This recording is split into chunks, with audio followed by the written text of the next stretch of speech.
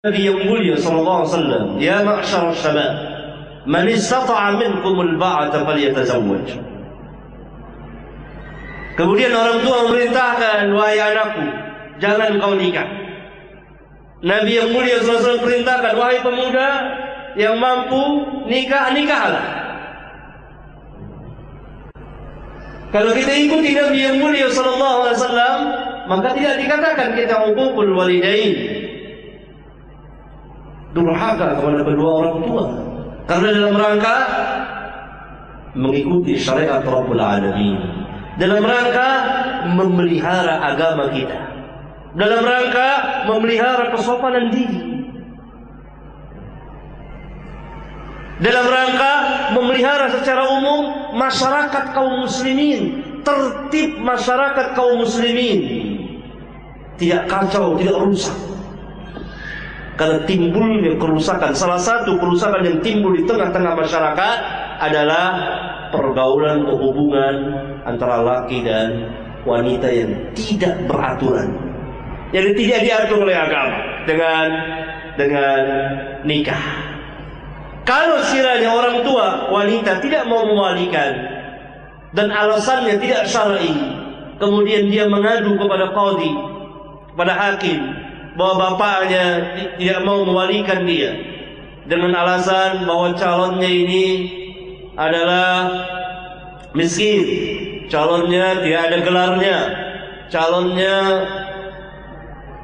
lain-lain alasan yang tidak syar'i, maka qadhi memanggil orang tuanya, ditanya, diperintah oleh qadhi nikahkan anaknya.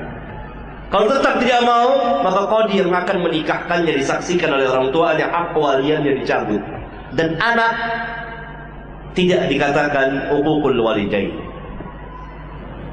kecuali kalau alasan orang tuanya syar'i.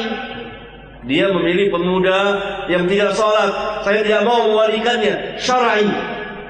Yang dinasihati adalah wanitanya, kenapa engkau memilih laki-laki yang tidak sholat? Ya. Pertanyaan berikutnya, bolehkah seorang akhwat menolak pinangan seorang ikhwan atau membatalkan pinangan yang sudah dia terima? Ada, boleh. Di sini saya jelaskan dengan panjang lebar masalah ke-191, apa yang dilarang dan dibolehkan dalam masalah meminang pinangan orang lain sesama muslim tadi. Kemudian dalam masalah 192, setelah nazar atau dinazar tidak jadi meminang, khitbah atau tidak jadi nikah, itu halaman 118. Kemudian dalam masalah 193, masalah 193 dengan judul membatalkan pinangan, halaman 122. Di sini saya turunkan dengan soal jawab. Ya, boleh.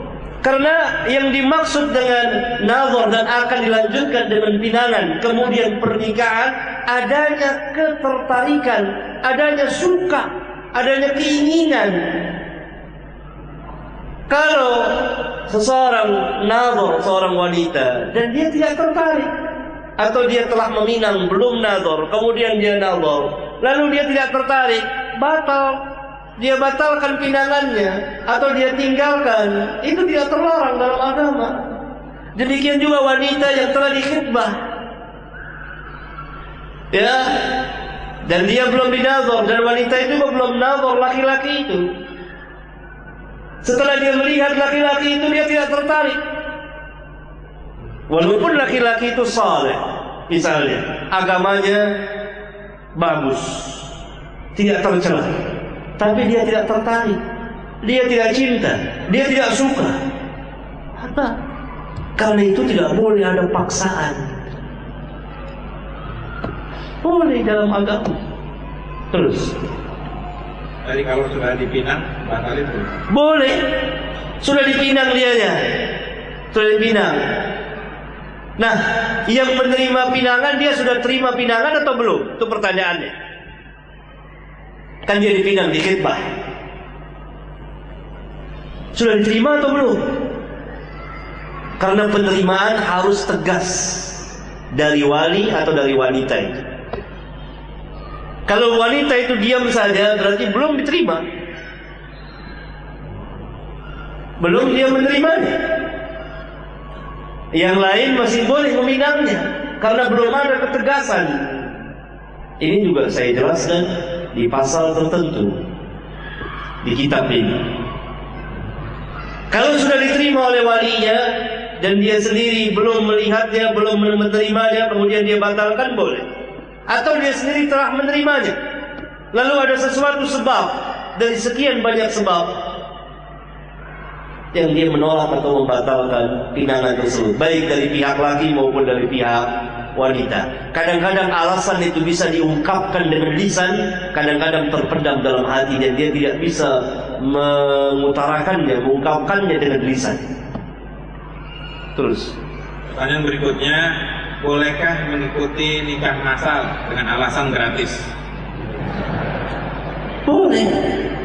Ini kegiatan sosial yang baik, menikahkan orang-orang yang tidak mempunyai kemampuan agar terpelihara hubungan mereka, dipersatukan dalam kesucian, dalam kebersihan, yaitu an-nikah, bukan dalam kekotoran, yaitu az-zina. Perbuatan yang bagus, yang baik, amal sosial. Bahkan kita perlu membantu walimah dan bantu agar pemuda-pemuda kita nikah. Jangan diam, jangan berhenti di satu tempat. Dan ini yang sangat-sangat dibenci oleh musuh-musuh Islam. Karena dengan pernikahan tercipta masyarakat kaum muslim bertambah banyak. Dengan pernikahan akan lahir anak-anak Islam.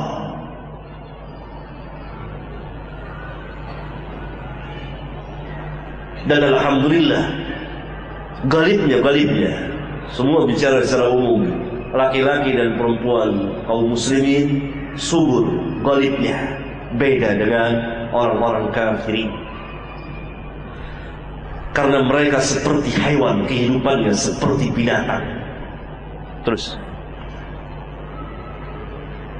pertanyaan berikutnya seputar nazar, apakah boleh seseorang minta wanita yang dilihat itu membuka jilbabnya? Kalau spontanitas boleh. Lihat. Karena nazar boleh melihat. Menurut mazhab yang saya pilih, saya terangkan dengan panjang lebar di sini dan menjawab berbagai macam syubhat dari dua pendapat ulama. Apakah nazar khusus melihat muka dan kedua telapak tangan sampai pergelangan? Ini muka itu dari sini, muka. Telinga tidak termasuk muka karena itu tertutup. Dan kedua telapak tangan bukan ini saja punggungnya, tidak. Kalau dikatakan telapak tangan termasuk punggung sampai pergelangan. Umumnya para ulama mengatakan seperti ini, jumhur ulama, karena keduanya ini telah mewakili bagian anggota tubuh yang lain. Tetapi mazhab ini lemah karena Nabi SAW membolehkan melihat wanita yang akan dinazar meskipun wanita itu tidak tahu. Kan tidak tahu, mungkin dalam keadaan dia tidak memakai tudung kepala, dalam keadaan dia terlihat sesuatunya, betisnya atau lehernya, kan tidak tahu. Seperti Muhammad bin Maslamah bersembunyi melihat. Dan melihat itu maksudnya untuk menumbuhkan kesukaan, ketertarikan, sehingga kuat dorongan untuk menikahinya. Tentu lebih dari itu, karena kalau hanya muka dan kedua telapak tangan, itu keseharian yang dilihat oleh kaum muslimin. Karena muka dan kedua telapak tangan bukan aurat dalam Islam bagi wanita. Dan wanita muslimat pada zaman Rasulullah SAW, mukanya dan kedua telapak tangannya terbuka.